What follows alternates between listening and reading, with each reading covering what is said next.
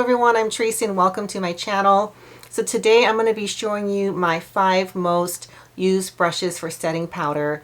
Now these aren't, I don't believe any of these brushes are, marketed or meant for setting powder, but this is what I use. I tend to use smaller brushes, not the big fluffy powder brushes. I like to have control, and I also tend to pat or press powder into my skin. I feel like that tends to give me a more like smoother, flawless finish versus like swirling. Sometimes I feel like, well, one thing, I don't want to disrupt what I have, and I sometimes feel like the powder doesn't sit as well if I'm not pressing the powder in. I hope that makes sense, but mainly I like the precision of a smaller brush. So let me start out with, I'm going to start with the smallest and then move my way up to the largest. Okay, and this one is new. This is one of the reasons I wanted to do this video, because it's a new find and I'm really loving it for powder. That is the Bisyodo B-ES3. I got this earlier this year. It's way too big for an eye brush for me. And I think for most people, this is just not going to be an appropriate eyeshadow brush, but it is amazing for setting powder. I'm going to demo this one. I have all my makeup done except for powder. Now, setting powder is really difficult to like illustrate on camera, so I apologize if you're not going to see much of a difference.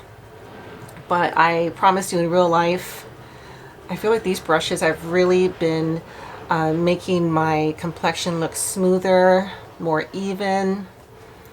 And so I kind of press the powder in like this. I'm using the Say translucent powder. I'm really enjoying this one. So this shape is perfect for getting this area. And this is the area that I want to set the most, right here for my glasses and under here, so my eyeshadow doesn't cling to my skin as the day goes on. And it's also good for like areas like this. And I feel like this just kind of, it gets that powder on without it sitting on your skin. I hope that makes sense. So I don't know if you could really see the difference. I hope you can. So you see how much smoother it looks here versus here.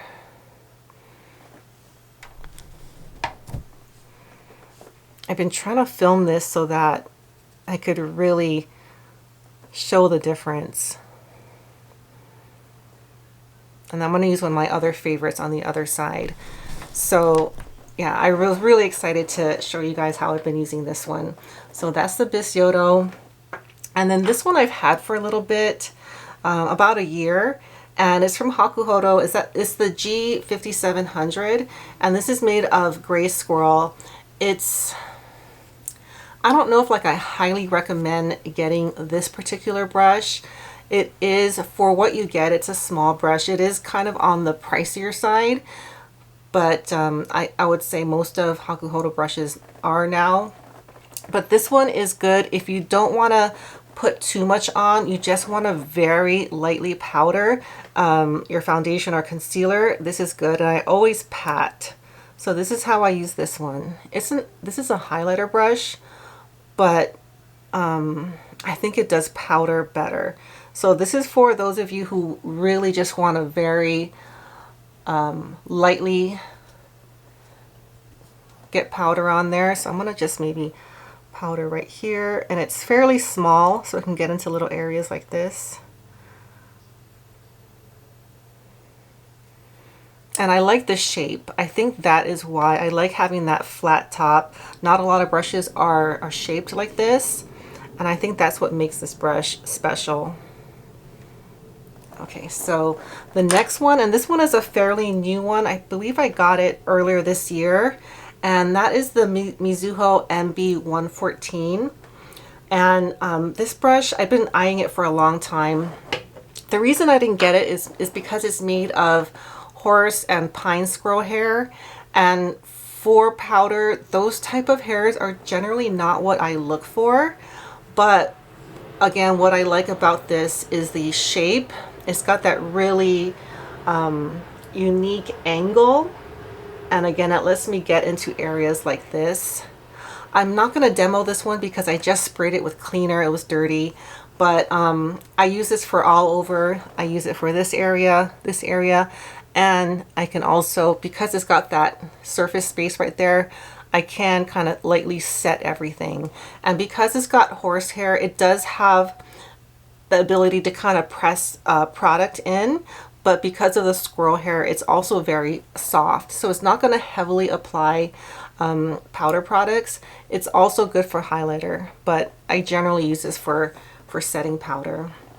And this one is a good buy, I believe, especially now with the exchange rate. I think it's like in the $30 range, and you're getting this Mizuho MB series. These are very well made brushes. These don't shed. Actually, I take it back. This did shed when I first got it, and I was a little concerned that that's what it was going to be like, but it has stopped shedding.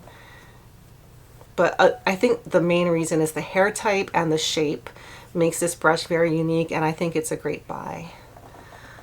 Okay, and then this one is another Bisyodo. I've had this one for a long time. I highly recommend it. I believe with the exchange rate, it might be even like down to $16. That's the Bisyodo CH-HC from the Cherry series. So the Bisyodo Cherry series is their like a little bit more affordable natural hair line. They have one that's made of synthetic, but for the most part, they're made of dyed goat hair.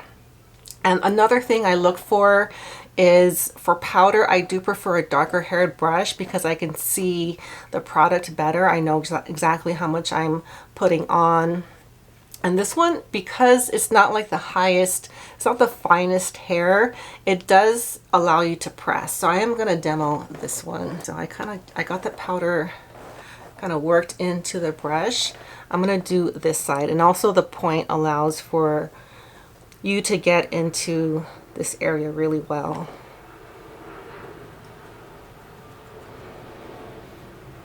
I would say this one, I could already tell, is applying a little bit more heavily than the previous one. But I really did want to include this one because I don't feel like this brush gets a lot of attention. And it's a great brush if you're not looking to spend a lot on a powder brush. It's also a good highlighter brush. I just tend to use it for powder. So I hope you can see how that kind of like smoothed out that area. Okay, so yeah, that is the Bisyodo CH-HC. I've been recommending this for some time, and I pulled it out for my best brushes under $30, and I've been using it pretty consistently since then.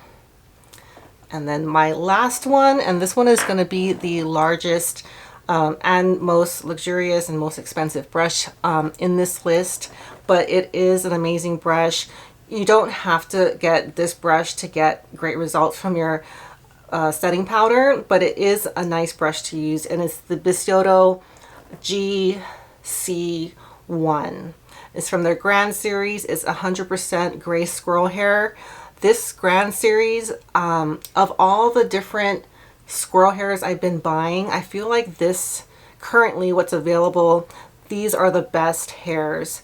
They're soft, but they're not like super fine like some of the other squirrel hair brushes I've been finding. The hairs are just so fragile, but this is like a good medium. It's soft, but it does give you, it does have some like, you know, power, some resilience behind it. So it makes a good powdering brush. So I'll try it like right here.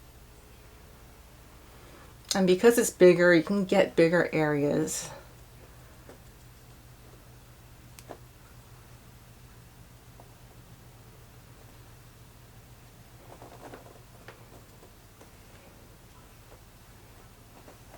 So that's how I use this brush. It's a cheek brush, it's a blush brush, but I find myself using this mainly for setting powder. So I'll give you guys a look at the 5 brushes that I just spoke about. And I think they're all great. It's just a matter of preference.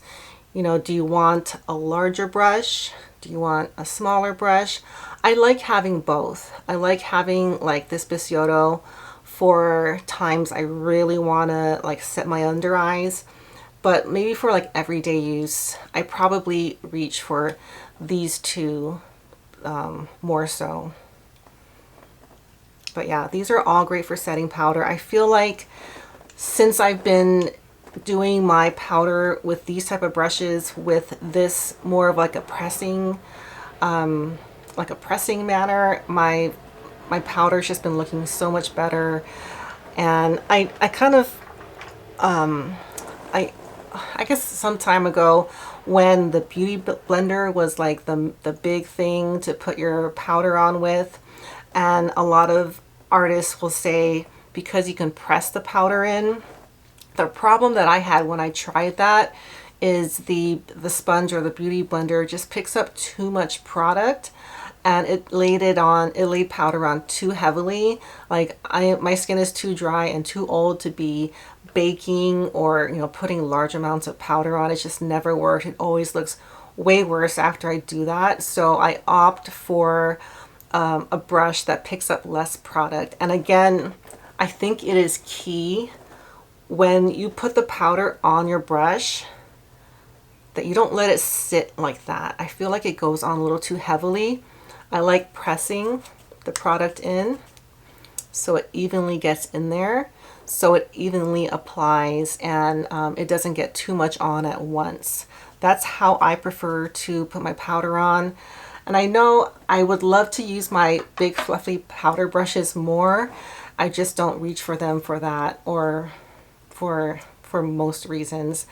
But I hope this helps you guys out a lot, and thank you for watching. If you haven't subscribed yet, please do that, and give this video a thumbs up if you enjoyed this content. All right, I'll see you all next time. Bye.